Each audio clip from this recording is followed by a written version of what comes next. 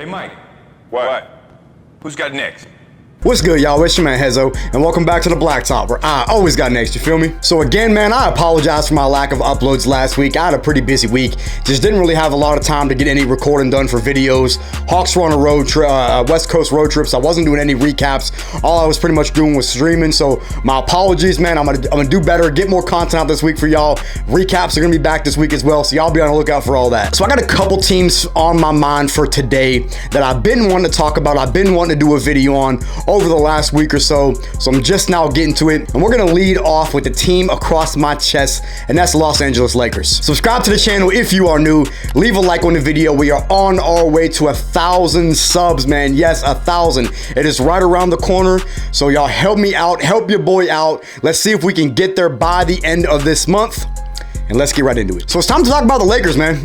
This is a team that's been playing pretty damn well over the last couple weeks. I mean, they're on a 5-game win streak, and this is a team that we haven't really talked much about because they were so bad early on in the season. Other than LeBron obviously chasing the Kareem, all-time scoring title, there's not really much that has been going on for the Lakers to talk about this season.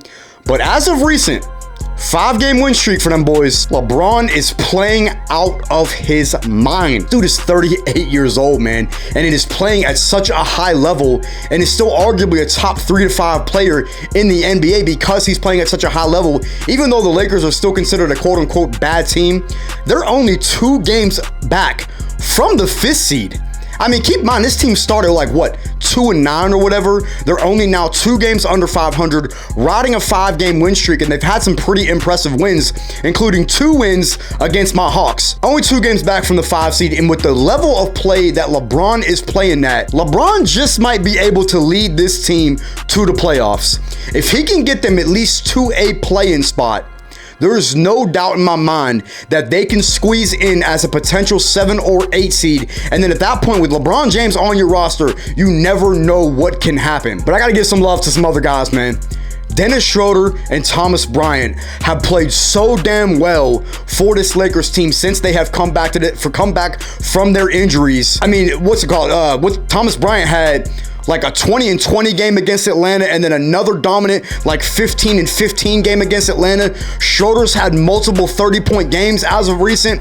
These 2 guys are a huge reason, without Anthony Davis, a huge reason why the Lakers are being able to pick up their play and play pretty good basketball. They're no longer the laughing stock of the Western Conference because they're playing at a much higher level. They just beat the Heat the other night with no LeBron with that roster. I mean, Schroeder put up a season high like 32 points.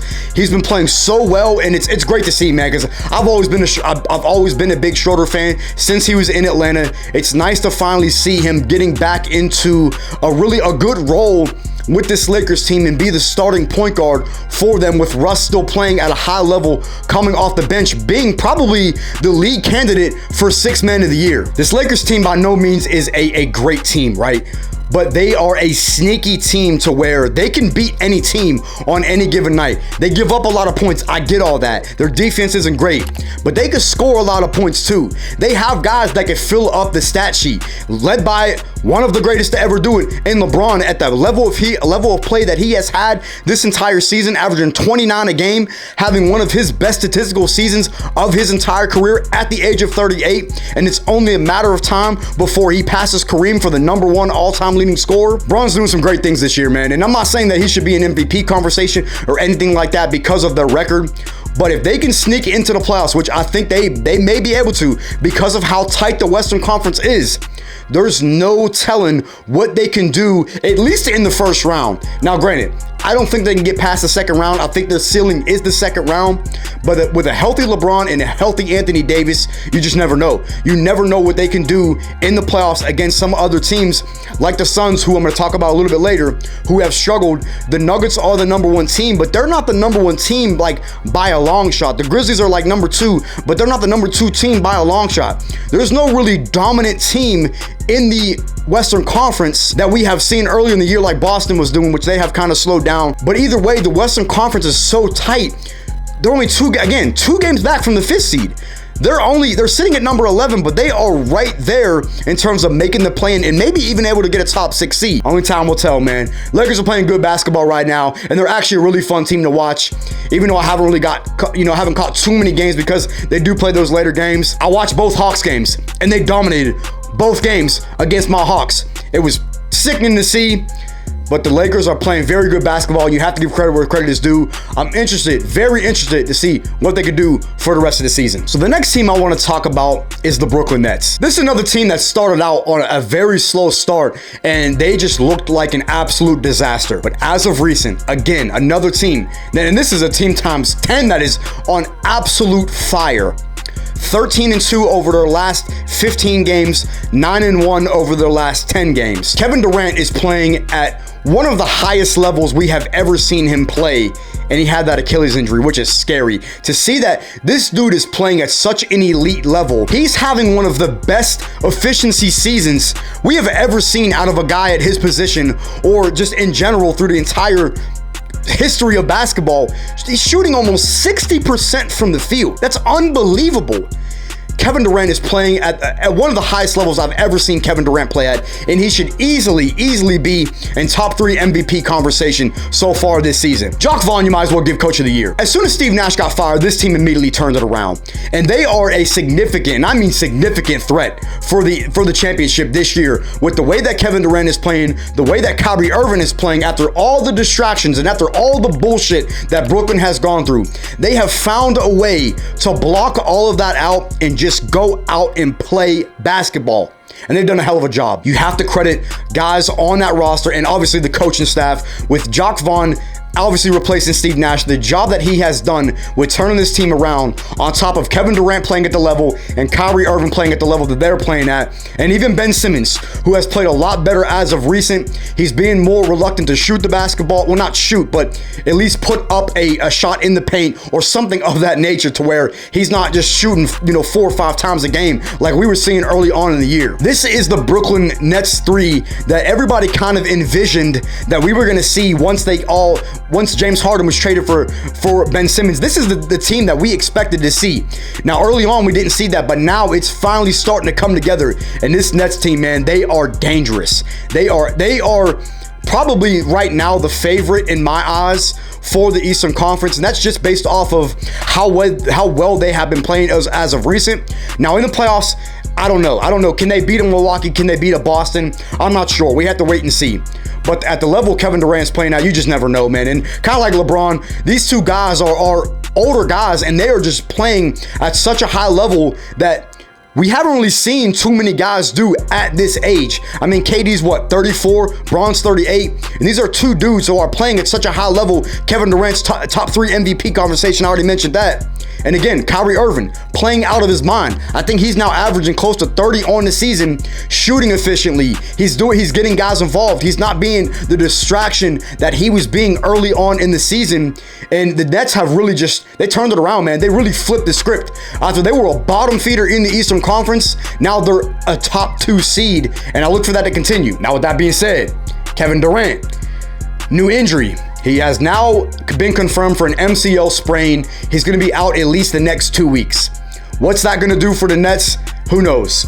Kyrie really has to take his game to the next level and really take this team not only over the top, but really just has to keep them afloat. He has to keep them to the point where they're still able to win ball games, especially against like bottom feeder teams, to where they don't fall in the Eastern Conference standings like I'm going to talk about with the next team. But Kyrie just has to do what he's doing and just keep this team afloat, because Kevin Durant's going to be out the next 2 weeks, so we never know how that's going to be over the next couple weeks with him out of the lineup. Shout out to the Nets, man. They are playing so great, and they really are a fun team to watch. Kevin Durant is just unbelievable, man. The efficiency that he's having, I've already mentioned that, but this dude really feels like it's like when he shoots, it just is shooting into an ocean. It just seems like his mid-range just doesn't miss.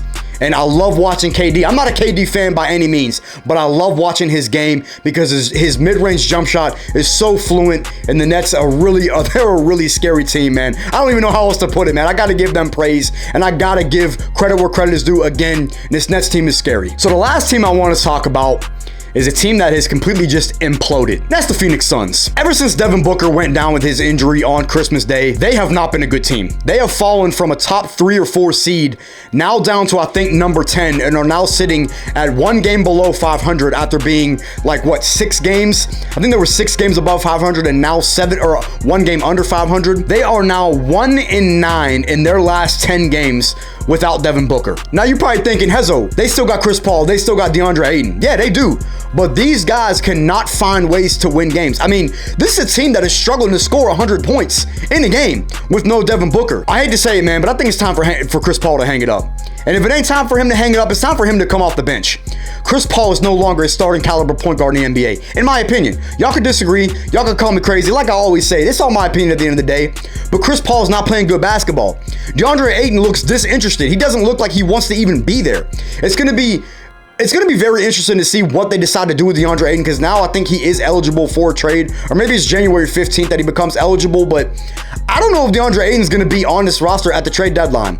This is a dude who you've paid a max contract to. And I'm not saying DeAndre Ayton is not playing well, because he's had his moments. He's had his games where he's put up 25 and 15.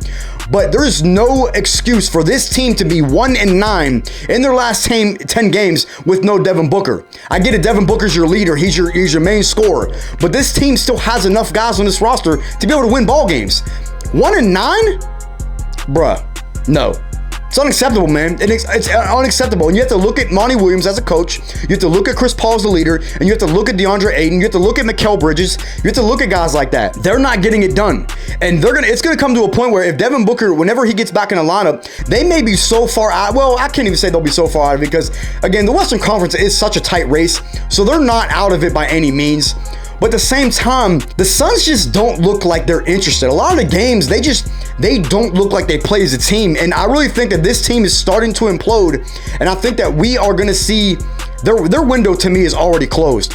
I do not see this team staying together going forward. Obviously, I do see Devin Booker sticking around, but I don't know if I see Chris Paul on this roster within the next year, and I don't know if I see DeAndre Ayton on this roster within the next year. This team is imploding, and they don't look like they like playing together. They don't look like they're interested in winning. It's just, I don't know, man. Y'all tell me what you see with the Suns, but when I'm watching them, it's hard to watch. It is painful to watch. They're not a good basketball team right now without Devin Booker, and that's a problem. And I get it. You're missing your best player. I get all that. I really do. But you still got to find a way to win when you have 2 all-star caliber players, one of the greatest point guards to ever play, and an all-star caliber player center with DeAndre Ayton. You got to find a way to close out ball games and to win ball games, especially when you can't even score over 100 points without your best player. That's a problem.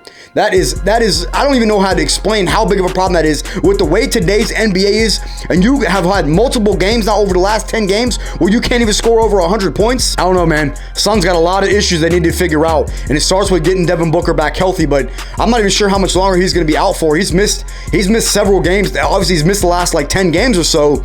And who knows how much longer he's going to be out for? Maybe a couple weeks. There's no telling what the Suns' record might be at that point by the time he gets back. And when he gets back, are they going to even be interested in playing the way? I don't know. Y'all get what I'm trying to say, right? This team is imploded, and they got a lot to figure out. And it starts with Monty Williams, and it starts with their other leaders like DeAndre Ayton and Chris Paul. So I'm pretty much leave it there, man. I don't really have much more I want to go into. I want to talk about these 3 specific teams. I wanted to get some content out for some other fans out there, not just Hawks content. I've talked about that in the past, that I do want to do more videos like this, talking about some other teams, and these videos are going to be coming more often, especially, definitely in the future, along with my Hawks recaps. So y'all be on the lookout for all that. We're back to get dropping several videos, 3-4 videos per week. We're back at it. Leave your thoughts down in the comments. Let me know what y'all think about these 3 teams going forward. Where do you see the Lakers? Do you think they'll make the playoffs? Where do you see the Nets going forward? Do you think they'll finish as a top 3 seed? And where do you see the Suns as well once they get Devin Booker back? And again, do y'all like seeing videos like this? Do you want me to do more videos like this? Either way, I'm probably going to do it just because I know that there are some fans out there that do like watching videos like this, and I don't want to only cater to my Hawks fans out there. I do love all NBA fans. I'm an NBA fan in general, not just a Hawks fan. I watch all games, all teams, all that type of stuff, man. So y'all keep that in mind. Leave a like on the video, and I will catch y'all next episode.